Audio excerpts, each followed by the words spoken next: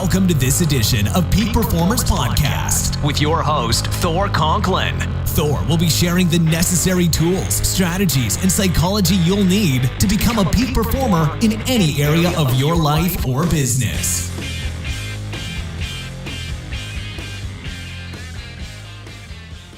Welcome back to another episode of the Peak Performance Podcast. I'm your host, Thor Conklin.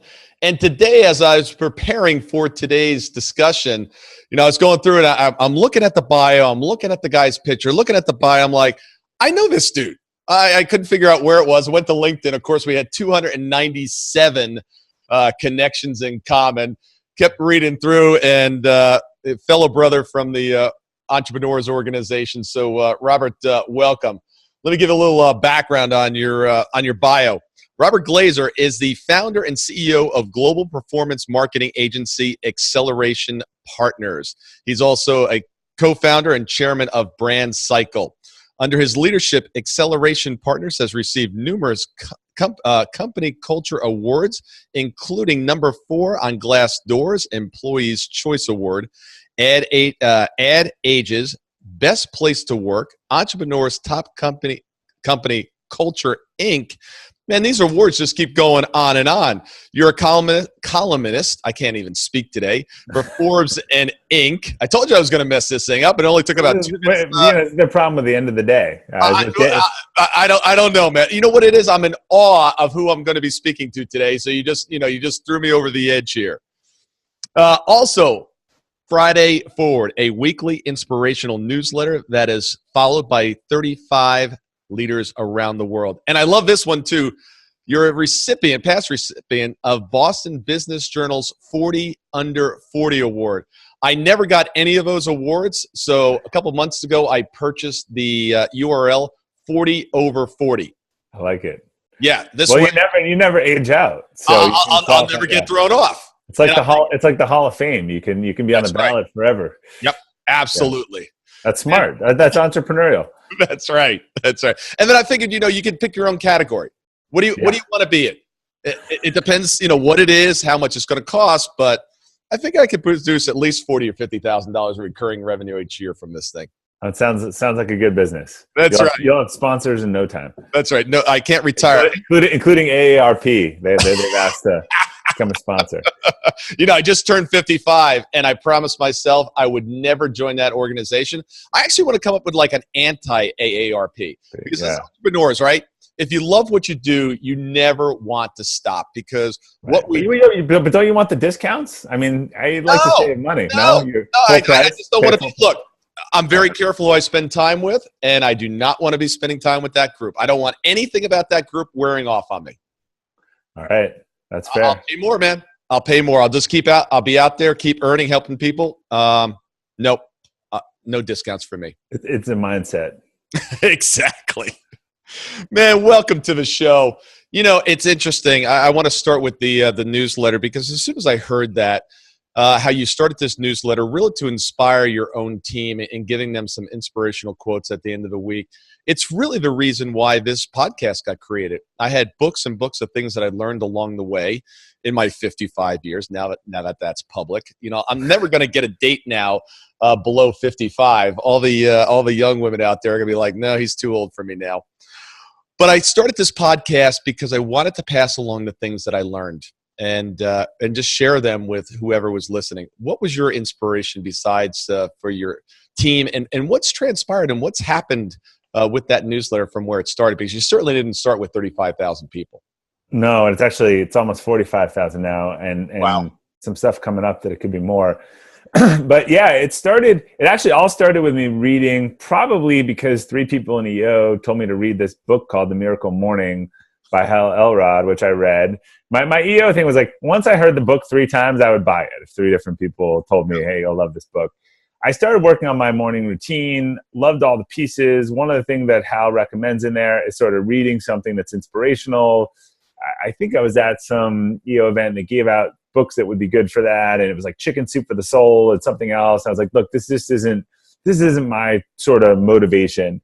And so I started having these quotes or these stories or these articles that people had sent me. I was like, these are all really good things. And so I would I combined the sort of writing and reading, and I would play with it. And on Friday, I started this email called Friday Inspiration. I'd pick a story or something, and I'd kind of write about it. It had nothing to do with our business, but it might tie back to something. And then it kind of end with a quote, and they had a theme. And I started sharing with people every Friday morning. I'd send it out, and I really didn't think anyone was reading it or paying attention. And then I started getting all these email back saying, I really love these. I look forward to them every Friday. I sent it to my brother and sister and so on.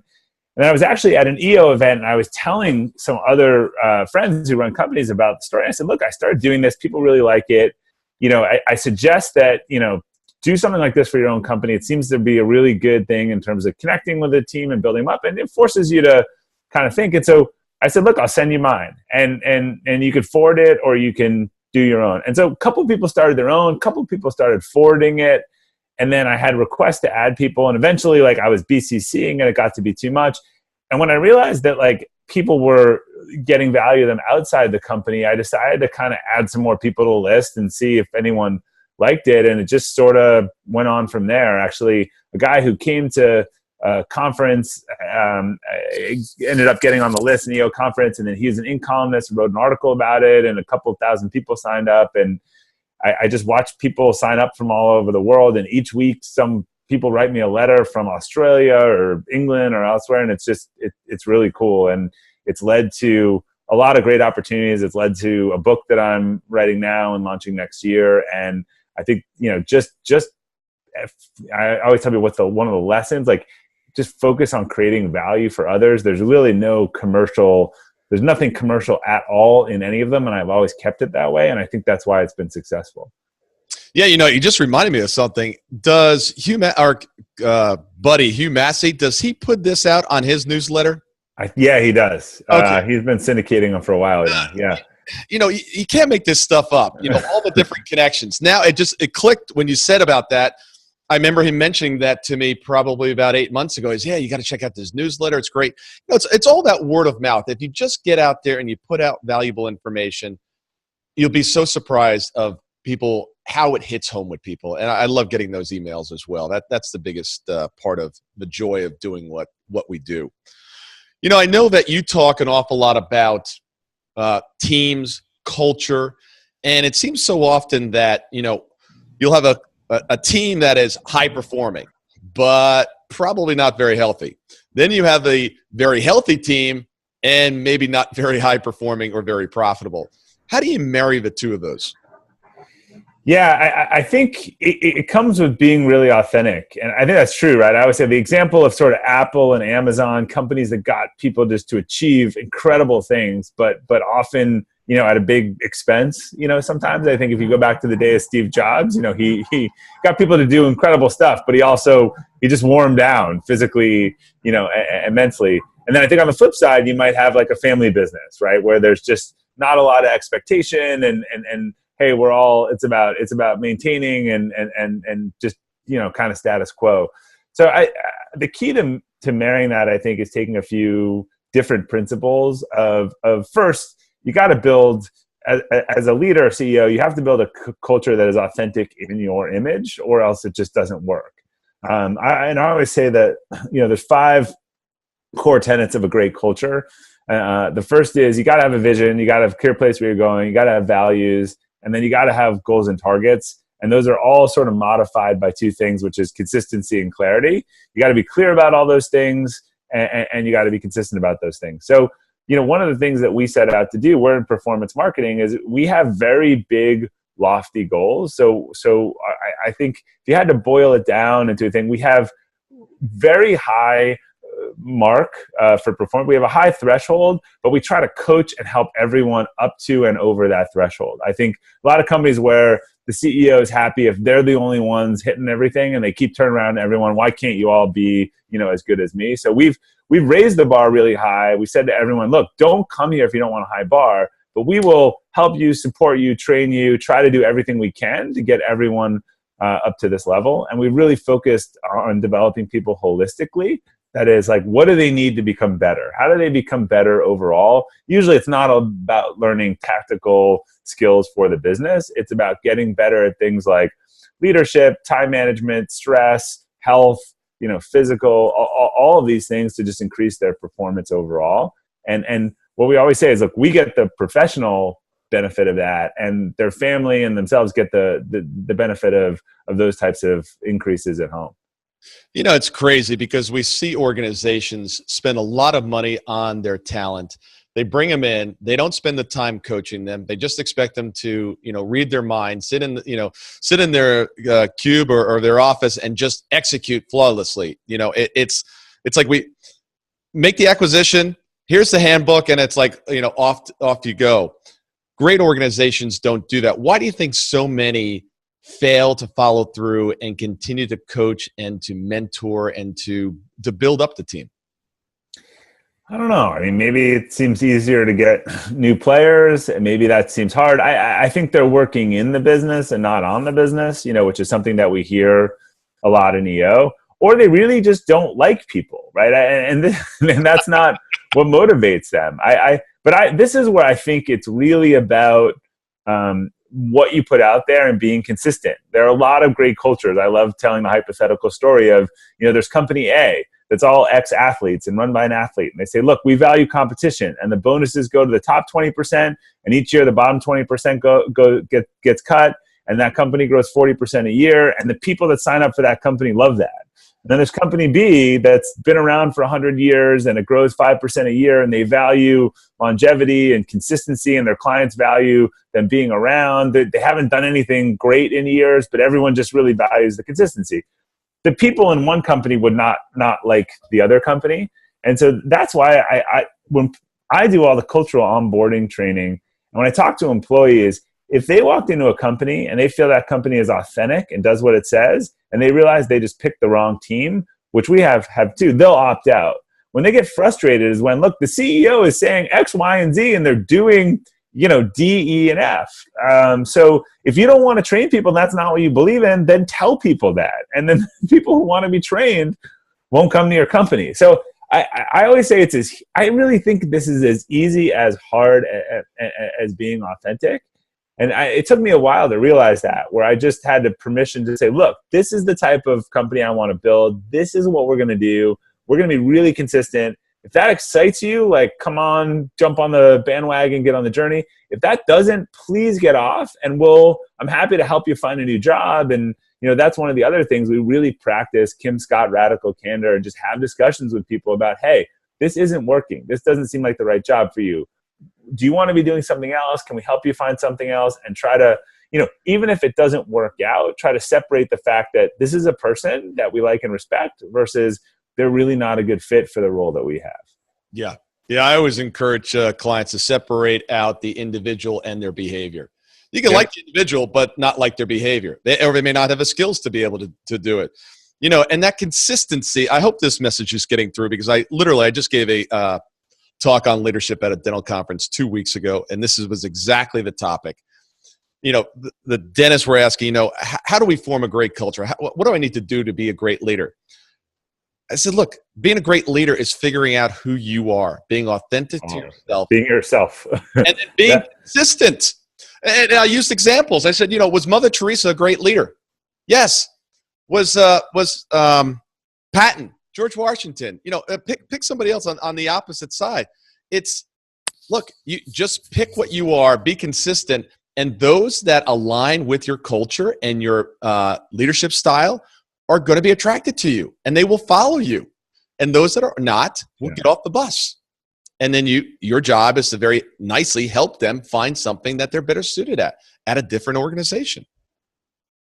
So and it's that simple and that difficult. And I think people can't be honest with themselves. And honestly, when I started in EO, I used to say that I did have to go through, with Warren Rustan and Leadership Academy and sort of finding that authentic leadership, that my leadership style was very patchwork. I would see that Thor did this great thing, and that Brian did this great thing, and Sarah did this great thing, and I'd sort of combine them together, but they weren't me. And I think the one thing is I just become unapologetically me. I'm like, look, I am someone who likes to relentlessly improve things. If that's going to exhaust you, you don't want to work with me.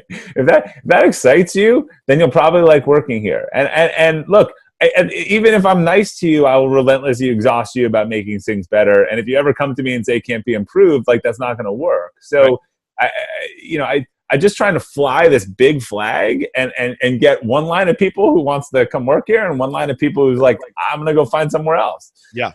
Yeah. You almost want to discourage those people. Look, if this is what we stand for, and if this is not you, don't waste your time. This is not going to be a good fit. It's not going to work for me. It's not going to work for you.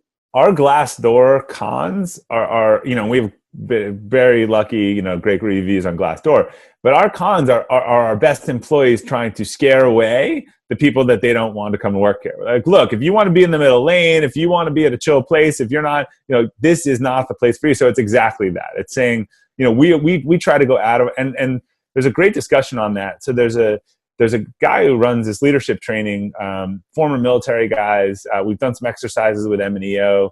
He interviews everyone, and I don't have the sort of Navy SEAL mentality to do this as he does it, but I appreciate the thought.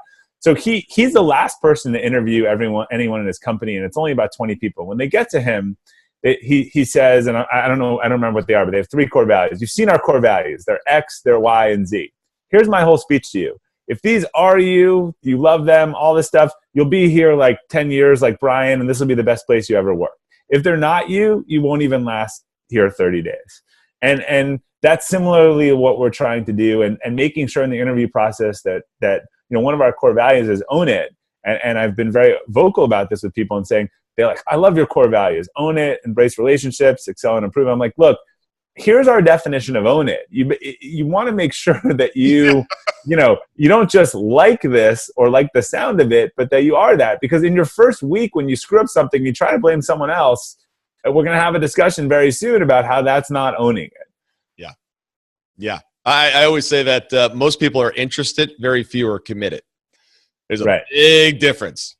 There's no one's core values sound bad, right? Yeah. I think they're all great sounding words. You've got to be honest whether those are really the things that, not that you want to live and die for, but those are the same principles that you'd want to fight for and that would stand for, or whether they're things that you just admire. I have friends that run companies. I really admire their core values, but I don't agree with them. There's one that a lot of companies have, or like something like whatever it takes, or anything. I was like, and I've told a bunch of my friends, you better be very careful with that core value, because someone who pushes the envelope or breaks a rule or cheats or whatever, can tell you that they could actually properly say that they were fulfilling the core value. Yeah. Ours is do the right thing. Right. That's in that lane. Everybody knows the right thing to do. And it's so funny. People come up and go, I need some help. I don't know what to do. What's wrong? Well, we need to do this for a customer. It's going to cost us money. Okay. Is it the right thing to do? Oh, yeah. But it's going to cost us money. It's like, well, why are we even having a discussion? I understand it's going to cost money. It doesn't. Our core values don't say do the right thing as long as it's less than $500. Right. It just do the right thing. We have a very tight job market right now. Very difficult to find quality people. If you don't understand who you are, and you may be attracting the wrong people, that even gets more difficult. But I know you've been talking a lot about, this 2-week notice and how to try to eliminate that in the marketplace, or at least in your organization. Tell us what you've been doing. Sure. Yeah, we started, we got very frustrated a few years ago because of the type of culture that we were trying to build, that people were following this playbook that they've known for 300 years of command and control. So when it was time to move on with a new job, they don't tell anyone. They start interviewing. They start having doctor's appointments. And we're in client service, and they give 2 weeks notice. And we're like, this just doesn't feel right, like for the type of culture we want to build. And really like recognizing the type of world we're in today, and where all the best places to work and Google and Facebook and whatever, I think the average tenure is 1.8 years. So we know that people aren't going to stay forever. So we created a program, and we started saying, look, we will take, and the inverse is true too, right? I get frustrated with an employee. I don't talk to them about it. The company fires them and gives them 2 weeks severance. So that's why we call it the paradigm. So really, like, you have to start dealing with some of the issues early. And what we said is, look, if we see a problem, we're going to bring it to you and discuss it. And if you're ever unhappy with your job, you're not engaged, you think you might want to do something else, come to your manager, talk about it. We will never walk you to the door. We trained our managers, and we said, look, you need to have these discussions. So we kind of took the 2 weeks off the table with them. And what started was discussions about, hey, I want to do something different, or maybe I want to work at a different company, or maybe I want to do a different role and it's not here yet. And we were able to plan for that stuff. And we've, it hasn't been perfect, but we've basically have a long-term transition program. We have people who are working here now who will be here for the next 60 to 90 days who are on transitions where we've agreed, that this isn't, they want to do something different or we want to go in a different direction, and we're helping them and giving them support and resources to move into that job. They're interviewing, they're being transparent with their boss while they're working here, and it really works well for everyone. They get to use me or the company as a reference, and we've had some misses, but more than not, I think slowly we've really eliminated the whole 2 weeks notice. But also, when you think about, had these discussions early, like, oh, you don't want to be in client center service anymore, you want to be in an operational role. Well, we just realized we were going to need that role in 6 months. So knowing that and being able to switch someone internally rather than have them leave, has been really advantageous. Again, back to the radical candor, I strongly argue, people have fought me on this, this can't work, it's weird. The devil is better than the devil you don't know, right? You have all these people in your company that have quit and stayed, that have decided they're leading your company a year ago and have been plotting their demise and interviewing. I'd actually rather know that someone is unhappy and wants to do something different and get a better outcome at the end of the day. Yeah, it can happen anywhere. I got divorced 5 years ago. Apparently she was planning it for 5 years. 5 years before that. Well, that's the opening of my, when I do keynotes on mindful transition, my opening skit is, do you think it's okay if your wife came to you and said, I'm moving in 2 weeks, I have a new partner, I'm moving to a different city, and we bought a house? You would be like, well, shouldn't we have had a discussion about this beforehand? But in the work environment, we've accepted 2 weeks notice as normal. We've accepted lying about, interviewing and doctor's appointments, all stuff is normal. To be fair, a lot of the reason why employees do it is because companies have sort of demonstrated them that if they have these discussions, that they will act, aggressively around them. So it's not only the employee's fault, but the fact that we've accepted the system in a world that is not lifetime employment and is not sort of command and control just doesn't make any sense to me. Yeah. Tell us what separates your organization. We understand from a cultural standpoint, but from a success standpoint with your clients, where does your company stand out? We see what's going on the backside, but what do the clients see? I think the clients see the product of that. So one of the things that I constantly sort of talk about versus our industry is I think there's people that are good practitioners, right? You can have a good doctor who runs a terrible practice, but eventually that will catch up to them, right? If you don't bill people and you make mistakes and all that stuff. I think our focus on operational excellence in all elements of our business, and one of our core values is excel and improve. I just, not perfectionist, but when we try to do something, we try to do it really well. So finding great people, keeping them happy in a client service business, executing well across all of our operational functions. We spend as much time working on the business as in the business. I think that just churns out a first-class product to our clients and one that's consistent. And in our industry where it is a people business, the biggest thing for the clients is turnover. People hate working with agencies where their account team turns over. So our ability to find and keep great people and keep them engaged with those clients has a huge impact on what we can do with our product. Yeah, because at the end of the day, I don't think there is any B2B business. It's always people to people. Doesn't matter what you're selling. It's two people having a conversation about something. I guess you can make maybe an argument in some of the SaaS models where, you're just kind of clicking a button. But for the most part, it's about who's on the other side of that equation. You say it about owning it. And, I think about our core values and really taking responsibility, which is ours. It's that if I can find someone that owns it, as you say, or takes responsibility, I don't know if one is more important than the next. Do you see any of your values stand out, or do you feel they're all equal? I think they're equal. What we always say is that own it and embrace relationships forms the concept of interdependence. A lot of our people work remotely, and we really want people that own it, step up, make decisions, but they believe that they're better as part of a team. and excel and improve is part of everything we do. So I think sometimes people just remember the one that's at the top of the order more, but they're all really important. We treat them equally. Our end of year awards are actually the core value awards. Our shout outs on our company meetings are the core value shout outs. Again, just complete alignment in how we do this.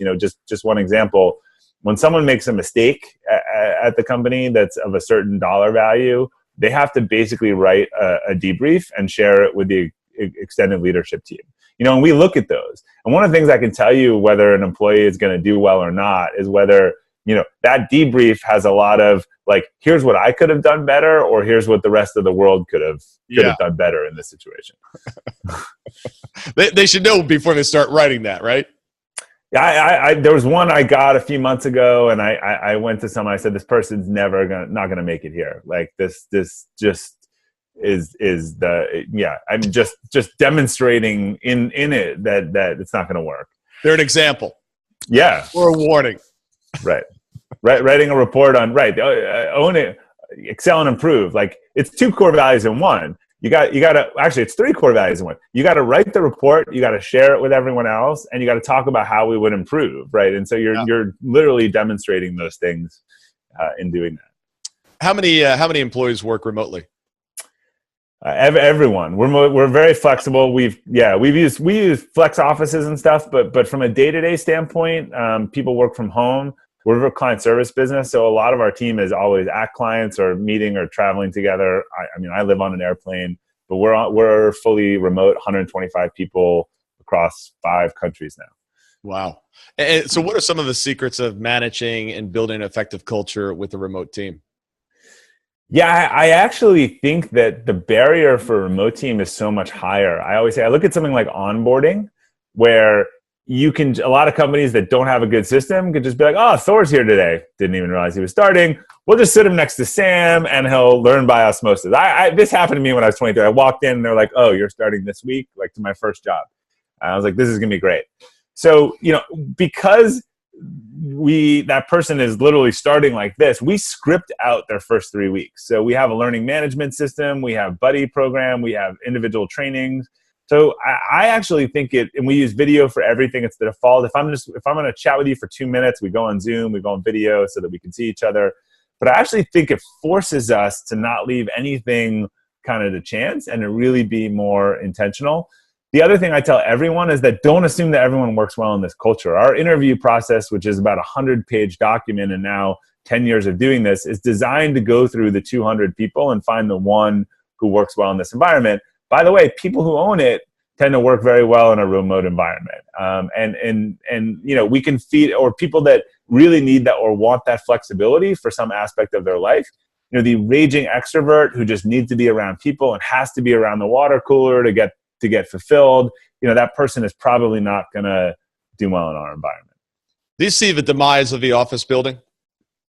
No, the internet's the demise of stores. Like I always think there's some. I always think there's stores out there. I thought it was just Amazon. I think it's really important for people to get together. One of the things that we have done, I think that most remote companies have not, is we've done this thing called hub.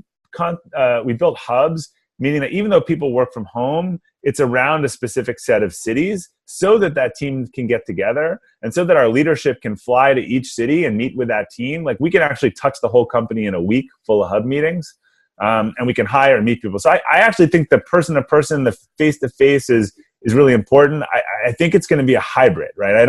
I think being in an office all day and being distracted, the data is out that these wide open workspaces are like less productive than Thank you. anything. I've been saying this for a decade. Yeah. Look, the data's out. The executive team not being locked in corner offices is helpful, like being out. But one of two things happens in these wide open offices. Either everyone is distracted all day long and doesn't get anything done, or people put on headphones and completely tune out everyone next to them, kind of defeating it. So we really believe in this, a hybrid approach, that you need the quiet time to do your work. Like most of us synchronize in the mornings around quiet time to get our work done and more meetings in the afternoon. And you need alone time and you need in-person and team time. I mean, I was in London with our team there last week and having dinner and all that stuff, and it's really important. I think to build a world-class culture, to never have anyone we bring everyone together and do like a whole EO campus event every year. So I think you need both. I don't think one or the other necessarily works. Yeah. Yeah. It's interesting to see, kind of how things are evolving where people don't want to commute as much. You're creating these almost like a living pod. You've got apartments, you've got condos, you've got retail, you've got some office space, and they're building almost like these little mini cities within. Yeah. Well, look, you live in Atlanta, right? I mean, yeah. 8-lane highways, bumper to bumper traffic. I mean, anyone living in a major city these days is looking, at a 2-hour commute, which is a lot of their day. You give that back to people. You get an hour, they go to the gym for an hour, you burn less carbon CO2. I mean, everyone wins. Yeah. I live literally right in the heart of Buckhead, and we're remote as well. 2 team members come in 2 days a week. Yeah. But it's great. People are like, well, you live in the middle of Atlanta. How's your commute? Really good. Really good. 40, maybe 45 paces. Yeah. Make it real simple. We had someone that we hired a couple years ago that was in LA that was commuting 2 hours a day each way. Sorry. So she got 4 hours back, for her life, which is non-trivial. I mean, that takes a toll on you. Yeah, no question. A matter of fact, we just onboarded a new client last week. Law firm, traditional law firm, and they want to go, they're trying to build out their next model, and remote is at the center of what we're doing, center of the plan. Yeah. Client services really leads itself well to it because you work with a team usually of 2 or 3. Look, you can have this interaction, you can jump on a call, discuss the client, but you're outward facing, you're client facing. It's not like a product development team and a marketing team needing to work together. So a lot of the businesses I know that work really well are in that model are client services businesses. Yeah. And actually what we're doing is we're going to use the corporate office as our training facility and kind of our hub. Yeah. So if you've been practicing law 10 or more years, you come in and you basically spend the first year there.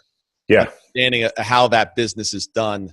If you've been a lawyer for less than 10 years, you spend 2 years at home base, training, learning, and getting into the systems. So it'll be same thing. We bring in people for training. Yeah. I think the hybrid approach, I just can't see signing leases or committing to long-term spaces. Like anytime we want something, we just rent it for when we need it. Yeah. Yeah. Absolutely. There's a lot of people out there that are thought leaders, want to become thought leaders. You contribute to a whole list of amazing outlets. You're a columnist. I don't know why I'm having trouble with that. What that you write columns for? There we go. Forbes and Inc. Tell someone if they want to get into this space how to become you. Pay your due. Kiss a lot of frogs. So my cousin growing up, he had a license plate Kaloff, and he started his own business. He's the guy who told me about EO 20 years ago. Was kiss a lot of frogs. Look, you just there's something I saw today about put a year into anything. If you if you basically want to make it work, before you expect anything out of it. So if you want to be a columnist, you got to start writing stuff. People need to start liking the stuff, and you got to move up. When I wanted to become a speaker, I spoke anywhere at the B or C circuit until I can move my way up to the B circuit and the A circuit. Same thing with writing. I think you just develop the habit of doing it. So speaking leads to speaking, writing leads to writing. That was sort of my path of eventually. I'm not writing anything different 5 years ago. It's just a lot more people are reading it.